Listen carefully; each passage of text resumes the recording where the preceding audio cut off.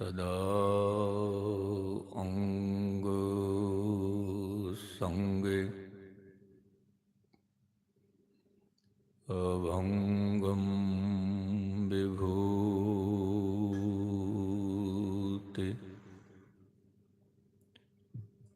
गुरु रूप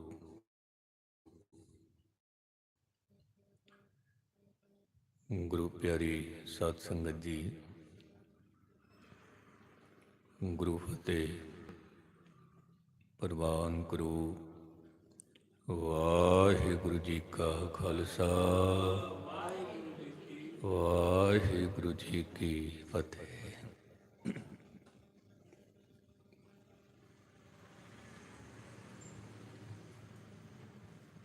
उस मनुष्य का जो जीवन है वो बहुत ही भाग्यशाली है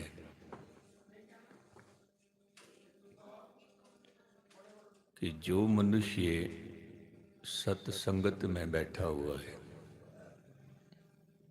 बहुत भाग्यशाली है।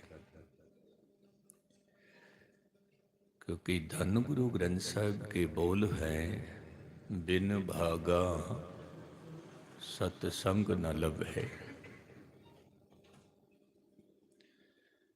एक मनुष्य ने मुझे कहा, ज्ञानी जी, वो जो सामने एक बंगला है, उस बंगले के मालिक के जो भाग्य हैं बहुत अच्छे हैं, उसके जो कर्म हैं बहुत अच्छे हैं, भाग्यशाली। मैंने उनसे पूछा कि आपको कैसे महसूस हुआ ये भाग्यशाली है, मुझे भी बताओ। क्योंकि कोई मनुष्य भाग्यशाली है ये समझने के लिए हमारे पास पैमाना क्या है, हमारे पास कसौटी क्या है कि हमने ये कह दिया कि ये भाग्यशाली है। तो अक्सर हम कह देते हैं कि इसके पास बंगला बहुत कीमती है, ये भाग्यशाली है। इसके पास दौलत बहुत है, ये भाग्यशाली है। इसके पास संतान है, ये भाग्यशाली है, भाग्यशाली। यही पैमाना है हमारे पास। लेकिन धन गुरु ग्रंथ साहिब महाराज क्या कहते हैं कि किसी के पास बहुत कीमती बंगला होना भाग्यशाली नहीं है, क्योंकि ये पापी के पास भी हो सकता है और होता है। गुस्ताखी माफ, ये बात मुझे कहने देना। बड़े बड़े अपराधी, बड़े बड़े दुराचारी, बंगले उनके पास भी हैं, दौलत उनके पास भी है। बड़े बड़े गुनाह करने वाले संतान उनके पास भी है। लेकिन यदि हम बात करें गुरबाणी की, तो गुरबाणी क्या कहती है कि सुत दारा और लक्ष्मी। सुत कहते हैं बेटे को, दारा कहते हैं पत्नी को, लक्ष्मी कहते हैं दौलत को। सुत दारा और लक्ष्मी पापी के भी होए, ये पापी के पास भी होते। लेकिन पापी के पास भक्ति नहीं होती है, और जिसके पास भक्ति होती है वो फिर पापी नहीं रह जाता, पापी नहीं रह जाता। जिसके पास भक्ति है वो पापी नहीं रह जाता, और जो पापी है उसके पास भक्ति नहीं होती, क्योंकि उसको भक्ति अच्छी लगती ही नहीं है, लगती नहीं।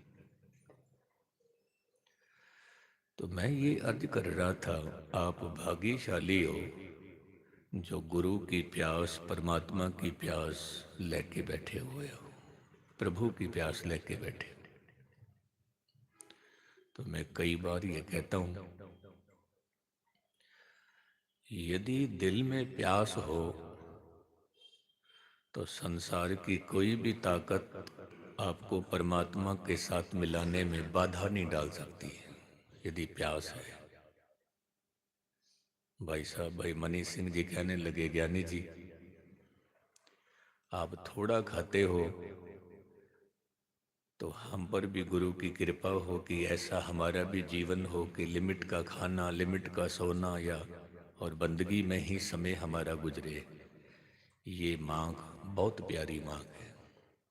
मांगना मांगन नीका हर जस गुरु ते मांगना। नीका कहते हैं बहुत अच्छा, बहुत अच्छी मांग है गोविंद की इबादत। फिर यदि कुछ त्यागना हो तो क्या त्यागे। मैं अभी जब कथा करके उठा, जो सिंधु नगर गुरुद्वारा, तो एक नौजवान बच्चा आके मुझे कहता है, ज्ञानी जी मुझे सब पता है क्योंकि मैं कीर्तन भी करता हूँ, मुझे वाणी की समझ भी है, लेकिन मेरे अंदर जो एक कमजोरी है वो मैं आपके सामने रख रहा हूँ। तो उसने अपनी कमजोरी बताई कि मुझे क्रोध बहुत आता है, गुस्सा बहुत आता है। हो सकता है, माफ करना, आपके अंदर भी कोई प्रेमी बैठा हो जिसको गुस्सा बहुत आता हो। क्रोध क्यों आता है, लोभ क्यों आता है, एक तो बातें समझ लेना, फिर मैं मूल विषय पे आता हूं। क्योंकि कई लोगों ने ये कहा जब हम संगत नहीं करते थे तो क्रोध नहीं आता था, जब संगत नहीं करते थे अहंकार नहीं आता था, जब संगत करनी शुरू की है तो क्रोध भी आता है तो अहंकार भी आता है, पता नहीं क्यों। तो मैंने उनको एक अर्ज की कि एक प्रकृति का एक नियम है, नियम है, जब हम खेती को उपजाऊ बनाते हैं, हल चलाते हैं, क्योंकि मुझे अनुभव रहा है अलवर में, मैंने धरती खेती भी की है, मैंने हल भी जोता है, मैंने फसल को पानी भी दी है, पानी भी दिया, फसल की कटाई भी की है, मजदूरी भी की है। तो जब गुरुदेव पिता कहते थे कि आप बैल ले जाओ और आपने खेतों में हल जोतना है, एक दिन हल जोता, दूसरे दिन हल जोता, लेकिन तीसरे दिन जब उस खेत में मैंने बीज डालना शुरू किया तो एक अजीब घटना हुई कि इतने सारे पंछी इकट्ठे हो गए, इतने सारे पंछी इकट्ठे हो गए, जो पंछी कल नहीं थे, परसों नहीं थे। कल भी हल जोता था, परसों भी हल जोता था, लेकिन कोई पंछी नहीं। आज जब मैंने बीज बीजना शुरू किया, पंछी इकट्ठे हो गए। तो मैंने बापू से पूछा, ये पंछी क्यों इकट्ठे हो गए? तो मुझे कहने लगा, ये प्रकृति का नियम है। पंछियों को भी खबर मिल जाती है कि यहाँ बीज बीजा जा रहा है, और उस बीज को निकालने के लिए पंछी आ जाते हैं, पंछी आ जाते हैं। हूबहू उसे तरह जब कोई आदमी सत्संगत करता है, सिमरन करता है, साधना करता है, तो वो नाम रूपी बीज को निकालने के लिए 5 पंछी आ जाते हैं, क्रोध, लोभ, मोह, अहंकार ही आ जाते हैं बीज को निकालने के लिए। बीज को निकाल कर ले गए, हमें पता ही नहीं। फिर हम शिकायत करते हैं कि हमारी अवस्था क्यों नहीं बनी है। हमने तो पाठ भी किया था, हमने तो सिमरन भी किया था, लेकिन ये हम भूल गए कि क्रोध भी हमें आया था, वो पंछी बनकर आया था, वो बीज को निकाल कर ले गया, खाली के खाली। तो बापू ने एक जुगती बताई कि जैसे जैसे आप बीज बीजते जाओ, वैसे वैसे पीछे सुहागा घुमाते जाओ। सुहागा एक लकड़ी का टुकड़ा होता है, भारी, कि वो उसके पीछे बांध लो, हल के पीछे, तो जो आपने बीज बीजा है उसके ऊपर मिट्टी आ जाएगी।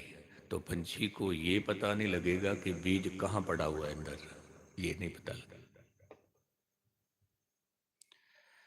गुरु नानक साहब ने कहा था, नाम बीज संतोख सुहागा। जो नाम रूपी बीज आपने बीजा है, आप जी संगत में बैठे हो, ये बीज बीज रहे हो। घर बैठ के सिमरन साधना आप जी ने की है, वो बीज बीजा है। लेकिन बीज बीज के संतोख धारण कर लेना, ये सुहागा है। मन में गरीबी रखनी, ये सुहागा है, ये रखवाली है। तो बीज की रखवाली हो जाएगी, वो बीज अंकुरित होगा। तो एक बीज से हम सारी धरती पर वनस्पति उगा सकते हैं, एक बीज से। क्योंकि एक बीज से फिर अनेक बीज होंगे, फिर अनेक से फिर अनेक होंगे।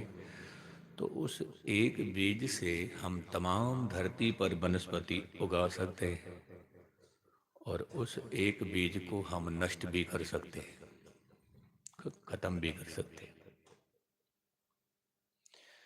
एक अणु को, पदार्थों को जब हम तोड़ते जाएं, तो अंत में एक छोटा सा जो अणु बचता है, जब उसको हम तोड़ते हैं तो वो क्या बनता है? परम अणु, जिसको हम परमाणु कहते हैं। और कहते हैं कि जब परमाणु बना था तो आइंस्टीन को भी पता नहीं था कि ये इतना घातक होगा, उसको भी नहीं पता था। मैं उसकी आत्मकथा पढ़ रहा था।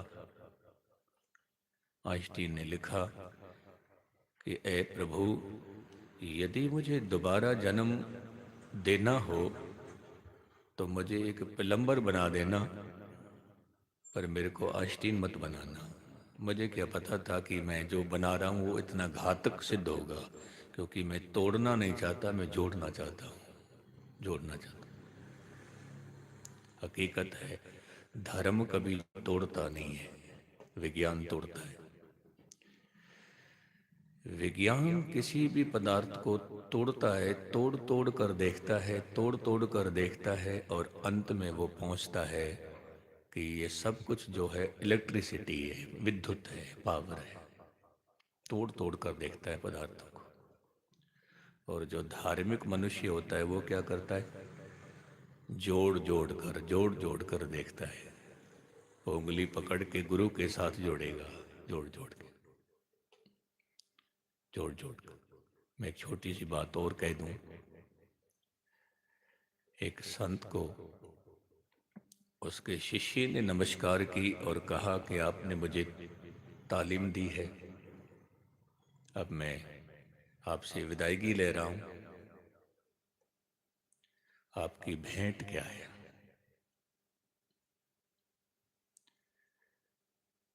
तो वो संत कहता है कि भेंट मुझसे क्यों पूछ रहे हो,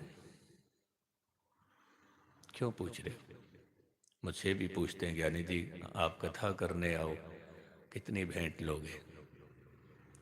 तो आपकी जानकारी के लिए भी मैं कह दूं कि यदि हम अपने मुंह से बोलते हैं कि हमने इतनी भेंट लेनी है, गुस्ताखी माफ, वो भेंट नहीं होती, वो भेंट नहीं है। वो फिर क्या है? वो फिर कीमत है, भाड़ा है, किराया है, धन है। गुरु साहब ने, गुरु नानक साहब ने कह दिया, ले भाड़ करे ब्याह। भाड़ा लेके, किराया लेके तू शादी करा रहा है, तू भाड़ा लेके कथा कर रहा है, तू भाड़ा लेके कीर्तन कर रहा है। बात मेरे को कहने देना, आप थोड़ा सा समझना। भेंट किसको कहते हैं? यदि हम बाहर लिख दें कि 10 रुपए से कम मत्था नहीं टेकना, हम यदि बाहर लिख दें 10 रुपए से कम मत्था नहीं टेकना, तो ये 10 रुपए भेंट नहीं है, ये 10 रुपए मत्था टेकने की कीमत है, कीमत है। और यदि हम वहाँ लिख दें कि आपकी कौड़ी भी परवान है, ये भेंट है, ये भेंट, तो जो हम कीमत लेते हैं, तो वो संत ने भी कहा कि तू भेंट यदि देने का इच्छुक है, तो यदि मैं मांगूंगा तो फिर वो भेंट भेंट नहीं रह जाएगी, वो फिर कीमत होगी।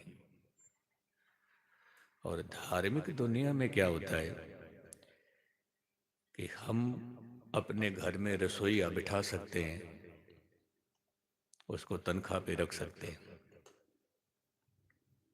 दुनिया के तमाम कार्य हम किसी मजदूर से करा सकते हैं, लेकिन गुस्ताखी माफ, जो बंदगी है या जो व्यक्तिगत कार्य होते हैं, पर्सनल कार्य होते हैं, वो खुद को करने पड़ते हैं, वो नौकरों से नहीं, पेड पुजारियों से नहीं। बंदगी है, आप कहो कि मैं तो चुप करके बैठा रहूं और किसी पेड पुजारी को बुला लूं, उसको 10 रुपये दे दूंगा, वो जाप करके चला जाएगा और मेरे को बहुत फल मिलेगा, ऐसा नहीं होता। ये आपको ही करनी पड़ेगी बंदगी, भोजन आपको ही खाना पड़ेगा। आप कहो कि भोजन तो नौकर खाए लेकिन भूख मेरी मिटे, नहीं मिट सकती। कपड़े कोई दूसरा पहने, नगनता मेरी ढकी जाए, नहीं हो सकता। बंदगी कोई और करे मेरे लिए लेकिन गुनाह मेरे बख्शे जाएं, ऐसा नहीं हो सकता। बंदगी आपको ही करनी पड़ेगी। आप तो संत से जब कहा कि महाराज आपने मुझे कथा सुनाई और अपनी भेंट बताओ, संत जी कहने लगे मैं भेंट बताऊंगा नहीं, क्योंकि तू दे ही नहीं सकेगा। तो वो कहता कि मैं राजघराने का बेटा हूं, मैं दे सकता हूं। राजघराने का बेटा, कहते हैं जरूरी नहीं है कि राजघराने का बेटा हो के तू दे सकता है भेंट, जरूरी नहीं है। अक्सर मैं कथा की समाप्ति पे ये बात जरूर कहता हूँ, जरूर कहता हूँ संगत से, और ये कथा मैं जरूर सुनाता हूँ कि उस संत ने भेंट पहले तो इनकार कर दिया, नहीं लूँगा, आप दे ही नहीं सकोगे, मैं मांगूँ क्या। महाराज हम दे सकते हैं। तो संत जी कहने लगे यदि भेंट दे सकते हो तो फिर मैं मांगता हूँ, मांगता हूँ। यही भेंट गुस्ताखी माफ मैं आपसे मांग रहा हूँ, यही भेंट जो उस संत ने भेंट मांगी थी, वही भेंट के लिए निवेदन मैं कर रहा हूँ आपसे। यदि हो सके, दे सकते हो तो ये भेंट मुझे जरूर देना, यदि दे सकते हो तो, नहीं दे सकते तो कोई बात नहीं। संत ने कहा कि मैंने आपको जो कथा सुनाई उससे पहले आप क्या करते थे। वो कहने लगा महाराज पहले मैं भटकता फिरता था, मुझे कोई पता नहीं था परमात्मा के बारे। जब आपने मुझे गुरु के साथ जोड़ा तो मेरा जीवन आनंदमय हो गया। जब आपने मेरी उंगली फड़ के मुझे गुरु के साथ जोड़ा, मेरा जीवन आनंदमय हो गया। तो संत जी कहने लगे यदि मुझे भेंट देनी है तो तुम भी किसी की उंगली पकड़ के गुरु के साथ जोड़ देना, तो भी जोड़ देना। तो मैं आपसे ये भेंट मांग रहा हूँ, आप भी किसी की उंगली पकड़ के गुरु के साथ जोड़ देना, यही मेरी भेंट है बस।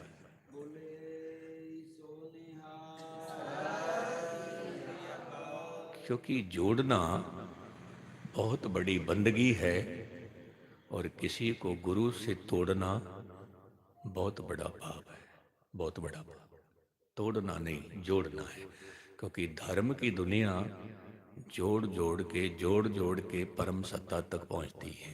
जोड़ते जाओ, जोड़ते जाओ, आपका सहयोग मिलता है। भाई नरेश जी का सहयोग मिलता है, भाई मनीष सिंह का सहयोग मिलता है, भाई कमलेश जी का सहयोग मिलता है।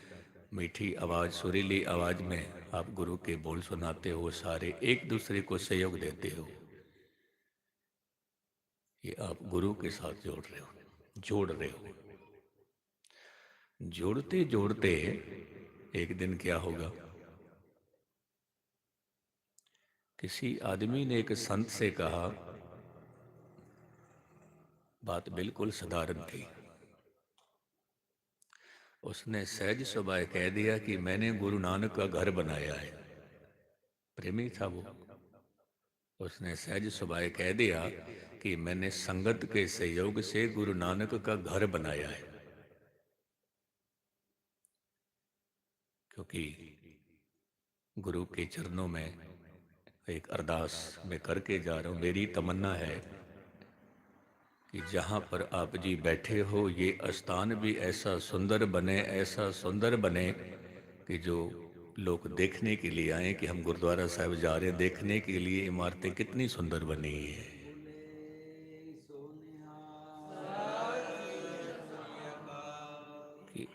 तो वो संत जी से कहता है कि संगत के सहयोग से हमने गुरु नानक का घर बनाया है। एक बार उसने कहा तो संत जी बैठे हैं, उन्होंने कोई जवाब नहीं दिया। दूसरी बार उसने कहा कि महाराज हमने गुरु नानक का घर बनाया है। संत जी फिर खामोश रहे। अब तीसरी बार फिर जब संत से कहा, संत जी हमने गुरु नानक का घर बनाया है, सभी संगत ने इकट्ठे होके घर बनाया है गुरु नानक का, तो संत जी क्या कहते हैं कि तुमने गुरु नानक साहिब का घर बनाया, गुरु नानक ने बैकुंठ में तुम्हारा घर बना दिया है। बैकुंठ में वहाँ घर बना दिया है तुम्हारा। हकीकत है, यहाँ बैठ के गुरु की इबादत करोगे, आपका घर क्या, आपके महल बनेंगे गुरु के दरबार में, महल बनेंगे। लेकिन गुरु के बोल सुन सुनकर अपने जीवन को रूपांतरित करना है, बदलना है। क्योंकि धर्म की जो साधना है अपने आप को बदलना है। विज्ञान की जो साधना है वो दूसरे को बदलता है, और धर्म खुद को बदलता है, खुद को। तो मैं अर्ज कर रहा था, यदि बीज टूटता है, गलता है, तो उसमें पौधा अंकुरित होता है। और जब चेतना टूटती है, अहंकार की परत जब टूटती है, तो फिर उसमें परमात्मा प्रकट होता है, परमात्मा। क्योंकि यदि धरती पर काई जमी हो, आप उस पर पानी डालो तो पानी धरती के अंदर नहीं जाएगा, काई ने पानी को रोक लेना है, रोक लेना है। जो जीवन के अंदर अहंकार है, ये अहंकार भी परमात्मा को प्रकट नहीं होने देता। क्योंकि अहंकार तो कहता है मैं ही हूं, मैं ही हूं। नहीं, जीवन के अंदर निम्रता रखनी है, जीवन के अंदर सहनशीलता रखनी है, जीवन के अंदर ये भाव रखने हैं कि किसी को क्षमा कर देना, ये भाव रखना। अब आप जी आज का जो दिन मना रहे हो, बाबा जोरावर सिंह, बाबा फतेह सिंह, माता गुजर कौर जी का अंतिम संस्कार आज होगा।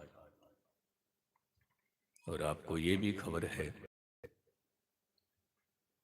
कि जो टोडरमल ने जगह खरीदी थी, आपको जानकारी होगी कि कितनी कीमत की वो जगह थी। मेरे ख्याल से आज तक भी पूरे विश्व के अंदर इतनी महंगी जमीन आज भी नहीं है, आज भी। जिस जगह पर अंतिम संस्कार करना था, थोड़ी सी जगह, और वो मोहरें खड़ी करके वो जगह खरीदी थी। इतनी जगह जहां पर 3 आदमियों का अंतिम संस्कार हो सके, उतनी जगह। आप जी शमशान घाट जाते हो तो देखते हो कितनी जगह बनी होती है। बड़ी मुश्किल से ज़्यादा 4x6 की जगह होती है। 4 फीट चौड़ी होएगी, 6 फीट लंबी होएगी, 7 फीट लंबी होएगी। क्योंकि आदमी इतना ही लंबा हो सकता है, ज़्यादा से ज़्यादा 7 फीट का। 4-5 फीट चौड़ी हो सकती है जगह। इतनी जगह जो टोडरमल ने खरीदी थी, आज के टाइम में यदि उस मोहरों को हम तोलें, उनके अंदर जो सोना है उनको हम तोलें, तो आज के समय में उसकी कीमत होती है 4 अरब रुपए। 4 अरब रुपए। 4 अरब रुपए में इतनी सी जगह खरीदी थी टोडरमल ने। और इतनी जगह खरीद कर भी फिर भी क्या कहते हैं खुदा से, परमात्मा से कहते हैं, हे प्रभु, हमारे परिवार में कोई ऐसा बच्चा ना देना जो बच्चा आने वाले समय में ये दावा करे कि ये जगह हमारे नाना ने खरीदी थी, दादा ने खरीदी थी। ये दावा ना करे, क्योंकि ये सेवा उसी ने कराई है।